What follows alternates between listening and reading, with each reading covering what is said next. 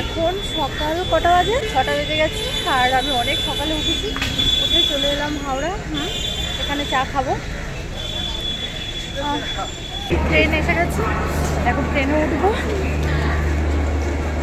Train থেকে নেমে গেলাম। এখন আমরা কোথায় যাব? এখানে এসে আগে ফ্রেশ হলাম। কি হয়েছে জানো, আসার সময় আমার একটু প্রবলেম হচ্ছিল। আমার না কোথাও বেরোলে না ওয়াশরুমের খুব প্রবলেম হয়, সেই জন্য আমি কোথাও বেরোতে চাই না।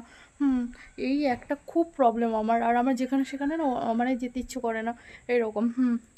আর এখানে আসার পর লেবু জল দিল 1 গ্লাস করে, সেটা খেলাম। আর এই দুপুরবেলা বাইরেটা না রোদ, প্রচুর রোদ আর গরম। আমাদের কলকাতায় যেরকম গরম, এই দিকটাও সেরকম গরম। ঠান্ডা নেই। আমি ভেবেছিলাম এই দিকটা মনে হয় ঠান্ডা হবে, কিন্তু ঠান্ডা নেই। আর দেখো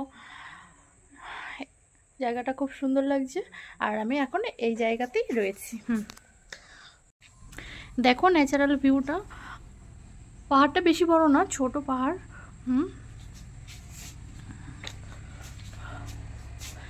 আর ওই দিকটা রান্না হচ্ছে। অনেকক্ষণ ওয়েট করার পর তারপর চলে এলাম খেতে। দেখো খাবার আমি খেয়ে নিই, কারণ অনেকটা দেরি হয়ে গেছে। কী কী দিয়েছে তাও জানি না। হ্যাঁ দেখো, এখন এটা খেতে আমার অনেকক্ষণ সময় লাগবে।